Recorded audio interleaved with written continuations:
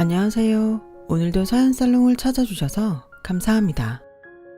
결혼 21년 차 여성이에요. 살면서 돈 때문에 굴욕 한번 안 당해본 사람 없을 거예요. 특히 형편이 어려운 사람은 돈에 자존심 갉아먹히는 게 일상이죠. 저 역시 그랬어요. 그래도 내 새끼만큼은 그런 대접 받지 않고 살게 하려고 죽어라 노력해 서울대에 진학시켰네요. 학벌이 인생을 좌우하는 건 아니지만 조금 덜 고생하고 살기는 하잖아요. 그래서 악처에 지독한 엄마 소리까지 자처에 들어가며 아들 공부시켰습니다. 다행히 아들놈이 속이 깊어서 이런 엄마 마음 알아준 덕분에 좋은 결실을 맺을 수 있었어요.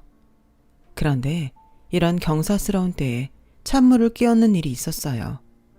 제 아들 대학 진학을 막으려는 인간의 더러운 짓 때문이었죠. 남이면 말도 안 해요.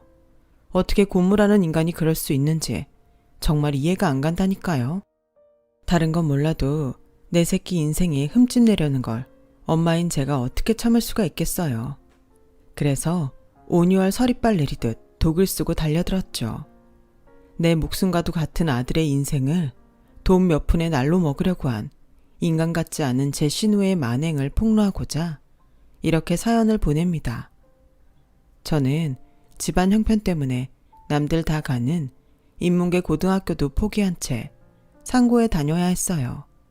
성적이 꽤 좋았던 탓에 담임선생님은 저희 부모님까지 불러 인문계 진학을 독려했지만 공부보다는 먹고 사는 게 중요했던 탓에 선생님의 노력에도 불구하고 상고 진학을 하게 됐어요.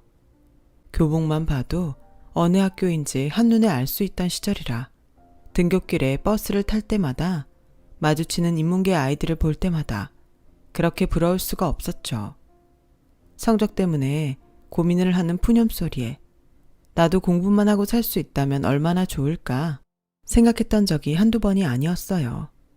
나중에 결혼하면 내 자식만큼은 돈 걱정 않고 공부에만 전념할 수 있도록 해주겠다 다짐하곤 했죠. 상고를 졸업하고 은행에 취직한 저는 박봉이지만 매달 꼬박꼬박 월급을 받을 수 있었고 그 덕분에 집안 살림에도 도움을 줄 수 있었어요. 제 위로 오빠와 아래로 여동생이 있었는데 동생이 고등학교를 졸업하고 취직을 한 순간부터는 온 가족 모두 돈벌이를 하게 돼서 전보다 살림이 많이 나아질 수 있었죠. 그때부터는 결혼 자금을 모으기 위해 조금씩 적금도 들 수 있었어요. 그렇게 성실하게 하루하루 살아가던 어느 날 저희 은행에 새 지점장님이 발령받아 오셨어요. 그분은 요즘 말로 치면 흑수저 출신의 비주류 지점장이었어요. 상고를 나와 은행에 취직한 이후 야간대학을 졸업하고 대학원까지 나온 분이었거든요.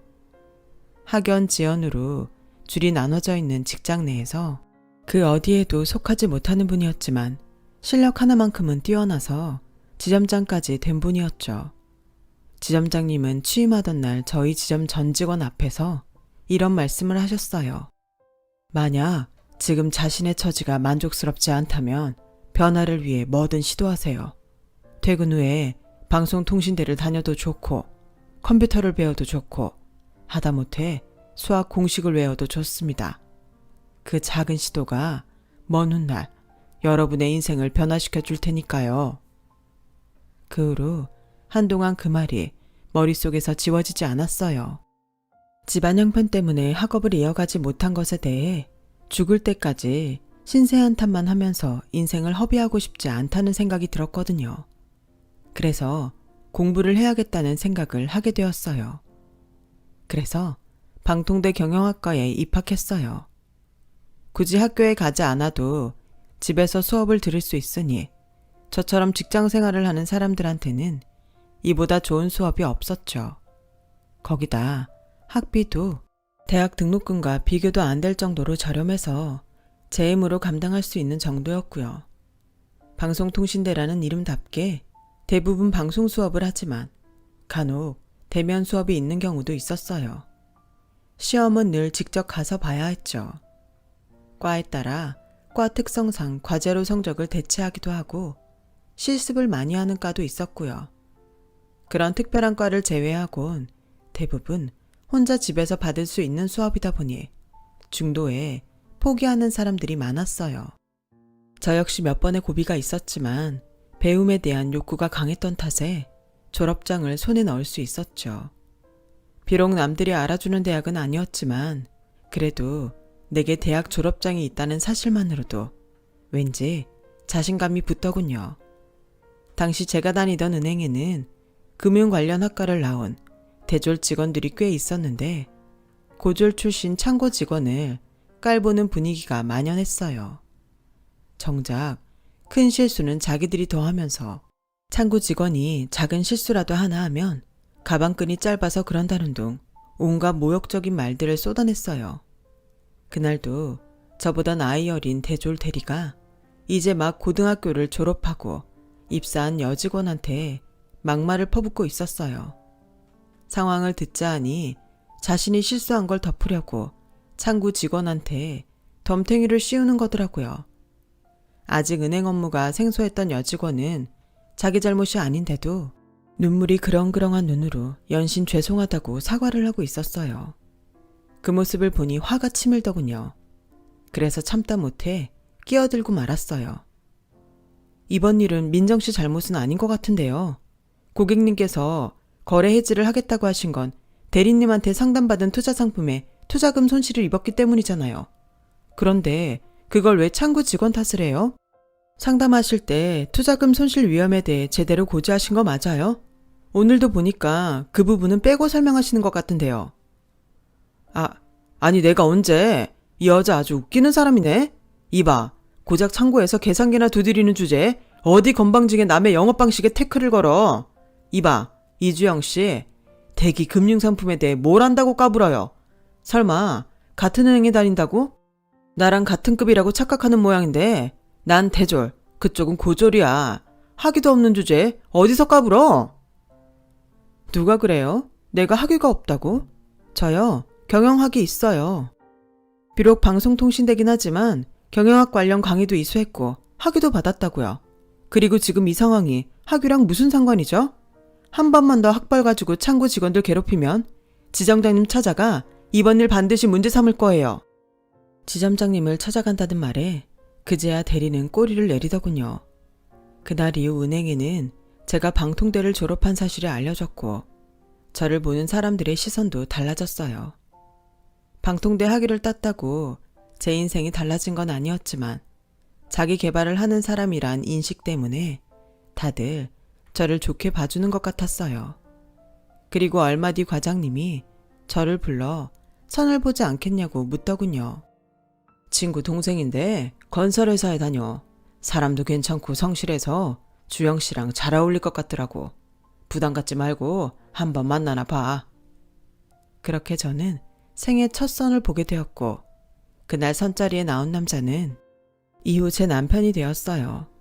딱히 눈에 띄는 외모는 아니었지만 과장님 말대로 사람은 괜찮더군요. 위로 형이 하나 있고 3살 아래 여동생이 하나 있었어요. 제 여동생이랑 동갑이네요. 제 동생은 저랑 달라서 사리에 밝은 편이라 주식 투자로 그 나이에 벌써 자기 집까지 가지고 있어요. 요즘 다들 힘들다고 난리던데 제 동생은 오히려 돈을 벌었으니 말 다 했죠. 주영 씨도 은행원이니 그런 쪽엔 밝으시겠어요. 사람 나름이겠죠. 저도 주식이나 투자 쪽엔 문외한이에요. 그보다 건설 쪽은 요즘 힘들다던데 괜찮으세요? 다행히 저희 회사는 자금력도 있고 재정이 탄탄해서 끄떡 없습니다. 특히나 건설 쪽에 타격이 컸던 때라 걱정을 했는데 남편 회사는 그래도 잘 버티는 것 같았어요. 하지만 시련이 어디 예고하고 닥치나요? 눈앞에 맞닥뜨리고서야 알게 되는 거죠. 그날 서로에게 호감을 느낀 우리는 얼마간 연애를 하다가 이듬해 봄에 결혼식을 올렸어요. 직장 생활을 하며 착실히 모아둔 덕에 결혼 자금은 부모님 도움 없이 제 힘으로 감당할 수 있었죠. 시댁에서 마련해 주신 전셋집에서 신혼생활을 시작한 우리는 한동안 신혼의 단꿈에 젖어 있었어요. 하지만 얼마 안 돼서 우리 부부에게는 감당키 힘든 시련이 닥치고 말았어요. IMF 여파로 제가 다니던 은행이 인수합병되면서 저를 비롯해 많은 창구 직원들이 실직했고 남편네 건설회사 역시 도산을 하는 바람에 우리 부부는 하루아침에 실직자 신세가 되어버렸거든요. 순식간에 벌어진 일이라 눈앞이 캄캄했어요. 사회 전반에 실직자는 늘어가고 직원 채용을 하는 기업들은 줄어들고 이력서를 수십 장을 뿌려도 어디서도 연락이 오는 곳이 없더군요. 한 집에 한 사람만 실직을 해도 타격이 큰데 부부가 둘 다 직장을 잃었으니 앞으로 어떻게 살아야 할지 몰라 잠도 오지 않았어요. 그래도 삿입에 거미줄을 칠 수는 없어서 식당 아르바이트고 뭐고 닥치는 대로 일을 해댔어요. 그런데 같이 뛰어도 모자랄 판에 남편은 방 안에 틀어박혀 허송세월을 보내지 뭐예요. 자기야, 그냥 이렇게 굶어 죽을 거야? 제발 정신 좀 차려. 재취업 될 때까지 뭐라도 해서 먹고 살아야지. 전단지 알바를 하든 대리운전을 하든 뭐든 해보라고. 그런 걸 내가 어떻게 해. 넌 원래 어렵게 살아서 그런 일 하는 거 아무렇지 않을지 몰라도 난 지금껏 그렇게 구질구질하게 살아오지 않았단 말이야. 남편의 그 말은 정말 충격적이었어요. 물론 저희 시댁이 중산층 가정이라 먹고 사는데 어려움이 없었던 건 사실이지만 남편이 이런 식으로 저희 친정과 비교를 할 줄은 정말 몰랐거든요. 위기가 닥쳤을 때 그 사람의 본심을 알 수 있다고 그간 남편은 속으로 저와 제 친정을 깔보고 있었던 게 분명했죠. 남편도 자기가 실수했다는 걸 느꼈는지 이내 사과를 하더군요. 미안, 방금 한 말은 내가 실수한 것 같아. 상황이 답답해서 그냥 해본 소리니까 못 들은 걸로 해줘. 하지만 그럴 수는 없었어요. 남편의 본심을 알아버린 이상 더는 전처럼 남편을 대하기 힘들었으니까요. 이후 남편은 부동산 경매로 재미를 보고 있던 신우이를 따라다니며 그 일을 돕게 되었어요. 동생한테 수고비를 받아 살게 된 거죠. 한창 헐값에 나온 집들이 많았던 터라 자금을 손에 쥐고 있던 신우이는 쉽게 재산을 늘려갔어요. 옆에서 여동생이 쉽게 돈 버는 걸 지켜본 남편은 자기도 부동산 경매에 본격적으로 뛰어들고 싶어 했지만 자금도 없었을 뿐더러 무엇보다 남편한테는 그런 재주가 없었어요. 하루는 보다 못한 신우이가 찾아와 남편한테 그러더군요. 오빠는 경매 체질이 아니야. 대신 내 집들 리모델링해서 세놓고 관리하는 건 어때? 건설회사 출신인데 그 정도는 충분히 할 수 있잖아? 대신 매달 월세에서 30%씩 떼줄게. 해볼래? 남편은 30%란 말에 마땅치 않아 하는 눈치였지만 지난 몇 달 동안 제대로 수입이 없었던 터라 울며 겨자 먹기로 하기로 했어요. 우리 부부는 전보다 일하는 시간은 많고 벌어들이는 수입은 적었지만 그래도 어떻게든 생활은 하게 되었죠.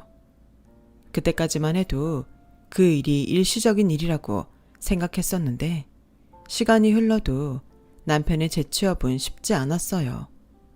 당시엔 저희 부부처럼 재취업을 하려는 경력자들이 차고 넘쳤으니까요. 결국 남편은 지금까지도 여동생 밑에서 원룸 오피스텔 건물 등을 관리하며 월급을 받아 살아오고 있었어요. 저는 그 후 몇 년 뒤 온라인 쇼핑몰을 시작한 중학교 동창 회사에서 격리 일을 하게 되었고요. 둘 다 다시 일을 하면서 조금씩 생활이 안정돼 갔고 무엇보다 그동안 미뤄왔던 임신도 하게 되었어요. 우리 부부는 임신 사실을 알리려고 시댁을 찾았는데 글쎄 신우이가 저희보다 한 발 앞서 폭탄 선언을 하고 있지 뭐예요. 애 아빠랑은 이미 헤어졌고 뱃속의 아이는 낳을 거야. 아 미친년. 애비 없는 애를 낳아서 뭘 하겠다고 그래. 정신 빠진 소리 그만하고 엄마랑 병원부터 가자. 더 늦어지면 그땐 손도 못 써. 싫어. 나 이 애 꼭 낳을 거야. 난 돈도 있고 애 아빠 없이도 애기랑 둘이서 충분히 살 수 있다고. 그러니까 나보고 수술하라고 하지 마. 우리 애기가 듣는단 말이야. 신우이는 소리를 버럭 지르곤 방으로 들어가 문을 잠궈버렸어요. 시아버지는 담배만 태우시며 허공을 바라보셨고 시어머니는 주먹으로 바닥을 치며 통곡하셨어요. 이런 상황에 임신을 했다는 소리를 해봐야 축하받지 못할 게 뻔했죠. 그래서 남편과 조용히 나왔어요. 제 임신 소식에 친정 식구들은 엄청 기뻐했어요.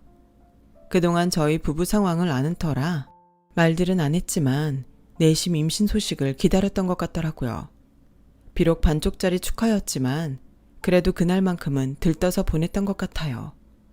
시댁에는 며칠 뒤 전화로 임신 소식을 전했더니 시어머니는 잘 됐다고 하시면서도 당신 딸 생각에 한숨을 푹 쉬시더군요. 내가 몇 마디 했더니 기집애가 짐 싸들고 집을 나갔지 뭐니. 집도 많은 애니 그 중에 한 군데 들어가 살 모양인가 보더라. 그래서 말인데 네가 종종 들여다봐주지 않으련? 내가 가면 고놈의 기집애가 또 바락바락 대들고 소리칠 게 뻔하잖니. 홀몸도 아닌데 힘들게 하는 것도 그렇고 하니까 나 대신 네가 들여다봐줘. 밥은 잘 챙겨 먹었는지도 좀 보고 틈틈이 냉장고도 좀 채워주고 점점 배부르면 힘들 테니 가는 김에 청소도 좀 해주고 와라. 내가 부탁 좀 하마. 부탁을 하는 건 좋은데 저도 임산부란 사실을 까맣게 잊으신 것 같았어요. 그러지 않고서야 임산부 며느리한테 임신한 딸 뒷바라지를 부탁하다니요. 그땐 정말 서운하더라고요.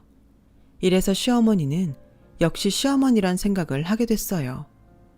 같은 해 2달 차이로 아들을 출산한 저와 시누이는 그날 이후부터 자식 경쟁을 하며 살게 되었어요. 나이가 같으니 뭐를 하든 제 아들과 시누이 아들은 비교가 됐거든요. 하지만 출발선부터가 다른데 어떻게 공정한 경쟁이 되겠어요. 돈 많은 시누이는 아이가 유치원에 들어가기도 전에 이미 선생을 붙여 한글을 떼게 하고 피아노에 영어까지 개인 교습을 시켰어요. 반면에 제 아들은 7살 때 유치원에 들어가서야 한글을 배우기 시작했죠. 어디 그뿐인가요? 유치원도 돈 있는 사람들이 보내는 유치원은 역시 다르더라고요. 시누이 아들이 다니던 유치원은 이제 겨우 한글 뗄 나이의 애들한테 원어민 선생님이 영어로 가르치는 영어 유치원이었거든요. 그게 가능할까 싶었는데 콩알만한 애들이 저보다 영어를 잘하는 거예요. 거기다 발음은 또 어찌나 좋은지 돈이 좋기는 좋더라고요. 시누이가 돈을 앞세워 자식한테 양질의 교육을 퍼붓는 걸 보면서 저는 한없이 작아졌어요. 저희 집은 고작 애 유치원비랑 태권도 학원비 되는 것도 쩔쩔매는 형편이었으니까요.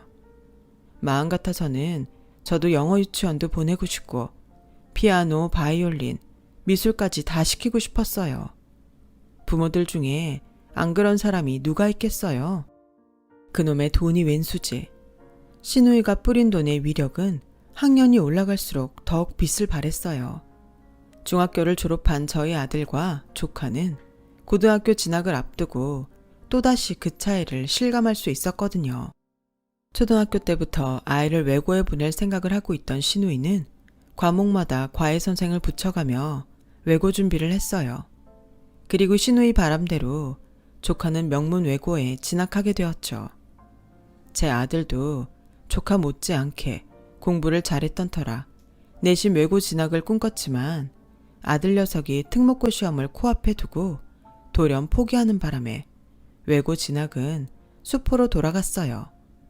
나중에서야 아들이 그러는데 외고 등록금이 비싸다는 걸 알고는 포기할 수밖에 없었다네요. 그 말을 듣는데 어찌나 가슴이 찢어지던지 부모 잘못 만난 탓에 어린 게 마음고생을 했구나 생각하니 미안해서 아무 말도 못하겠더라고요. 하지만 돈만으로 인생이 결정된다면 누가 노력을 하고 살겠어요. 외고에 들어간 조카가 내신 때문에 스트레스를 받는 동안 제 아들은 묵묵히 수능 시험 준비를 했어요.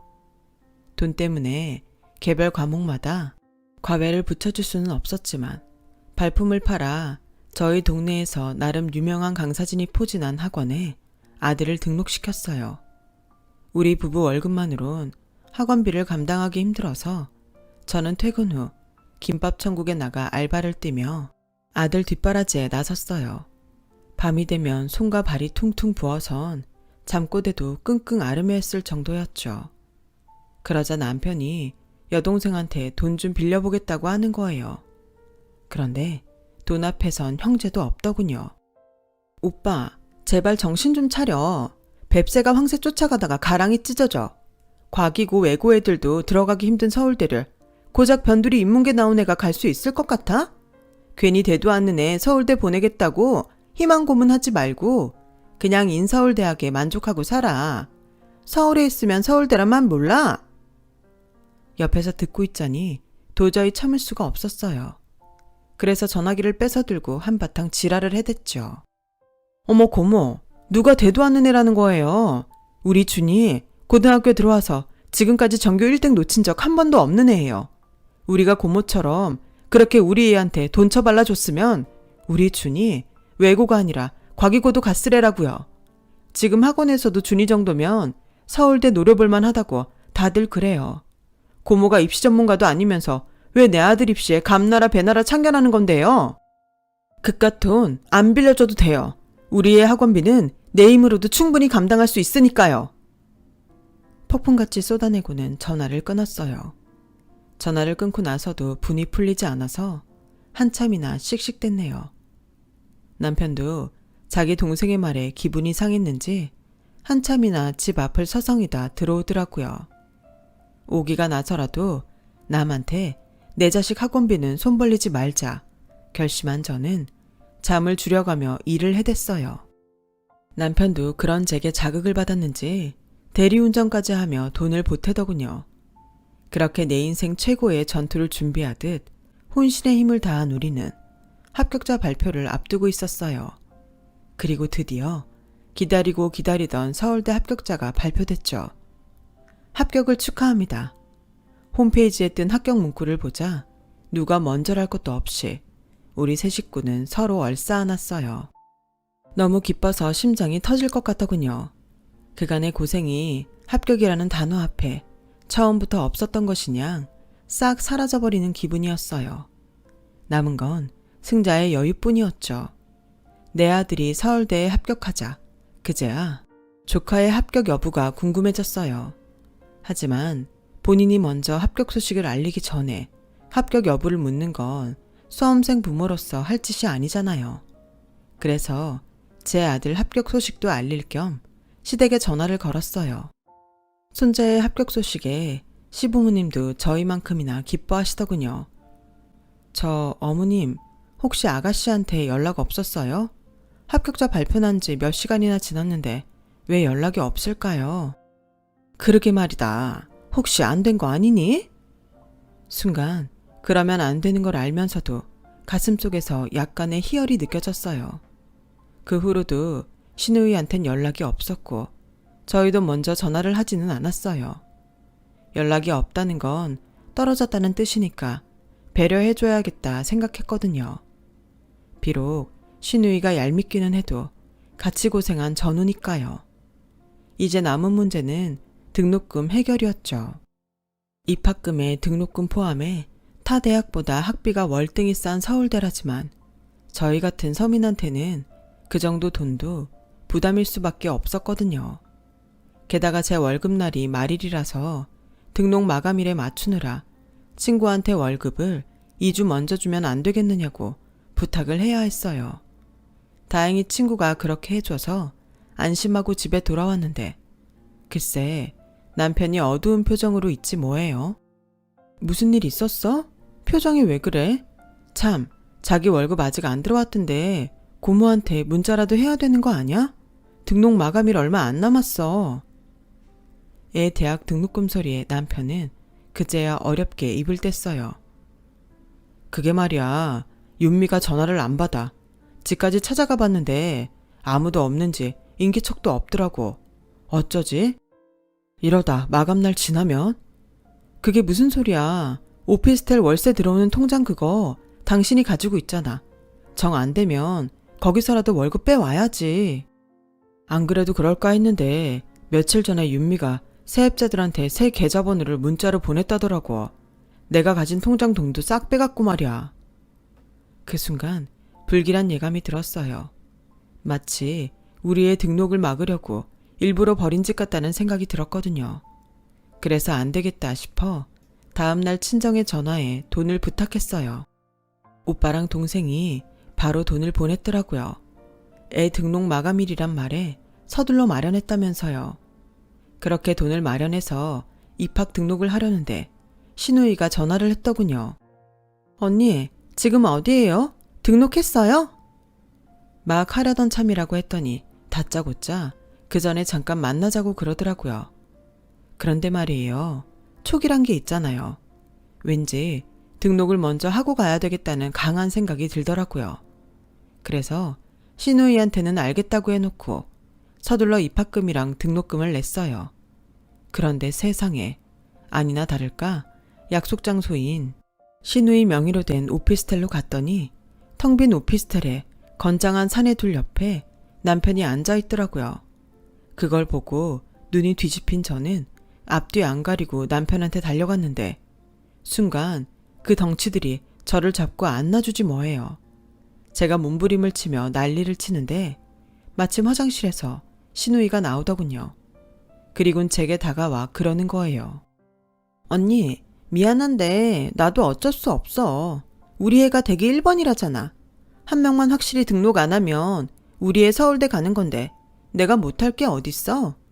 그래, 우리 애랑 같이 과외했던 애들 중에 같은 과에 합격한 애들 집에 다 찾아갔거든? 현금으로 1억을 싸들고 말이야. 근데 1억을 준다고 해도 하나같이 다들 포기 못하겠다는 거야. 얼마면 되냐고 달라는 대로 주겠다고 하는데도 경찰까지 부르지 뭐야. 내가 아주 꼭지가 도는 줄 알았다니까. 근데 더 웃긴 건 뭔 줄 알아? 준이가 우리 애랑 같은 과에 붙었더라. 이런 걸 보고 등잔 밑이 어둡다고 그러는 거지? 맞지 오빠? 오빠네 솔직히 거지잖아. 내가 월급 안 주면 준이 대학 등록도 못 시키는 집이잖아. 안 그래? 내가 3억 줄게. 아니, 내 오피스텔 2채 줄게. 그러니까 포기해. 어차피 두 사람 오늘 자정까지는 이 집에서 못 나가니까 그냥 돈이라도 챙기고 끝내자고. 응? 신우이는 두 눈에 초점도 없이 마치 미친 사람처럼 행동했어요. 저와 남편이 싫다고 고개를 가로젓자 신우이는 정말 우리 두 사람을 핸드폰도 전화도 없이 집안에 가두고는 가버렸어요. 밖에서 사람이 지키고 있더군요. 그리곤 새벽 1시가 다 돼서야 세상을 다 얻은 사람처럼 왔더라고요. 그리고는 미안하다고 사과하는 거 있죠. 드디어 풀려난 저는 그대로 달려들어 신우이 머리채를 잡았어요. 그리곤 젖먹던 힘까지 다해 발로 뻥 걷어차 버렸어요. 이 미친 또라이 같은 년아, 네 새끼 서울대 보내자고 남의 자식 앞길을 가로막으려 들어? 너 지금 네가 무슨 짓을 했는지 알기나 해? 너 내가 폭행의 감금죄로 고소할 거야. 너 깜빵에 쳐넣을 거라고. 언니, 알겠으니까 진정해. 내가 내 죄는 달게 받을 테니까 제발 입 좀 닥치라고. 등록 마감일 지났으니까 약속했던 내 오피스텔 언니한테 줄게. 형사 고발을 하든 뭘 하든 다 해. 대신 우리 애 대학 등록한 다음에. 그 정도는 해줄 수 있잖아? 가족인데. 뭐? 가족? 이런 미친년이 다 있어. 야, 네 입에서 가족이란 말이 나오니? 세상에 누가 가족한테 이런 짓을 해. 그리고 마감일 지났다고 네 아들이 추가 합격될 거라고 누가 그러니? 네 아들이 무슨 수로 등록을 하냐고.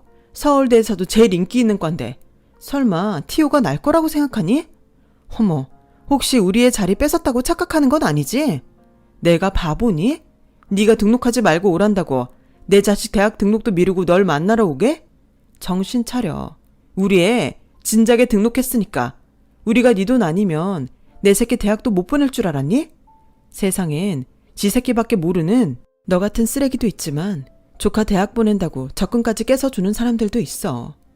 넌 그깟 돈으로 사람을 대하니까 그런 사람을 얻기 힘들겠지만 말이야. 안 됐지만 네 아들 서울대 가기는 그른 것 같다. 더군다나 엄마가 친족 폭행, 감금에 협박으로 쇠고랑 찰 텐데 멘탈 흔들려서 어떻게 공부가 되겠니? 이게 다 삐뚤어진 자식 사랑으로 자식 인생까지 망친 내 탓이니까 평생 속죄하며 살아.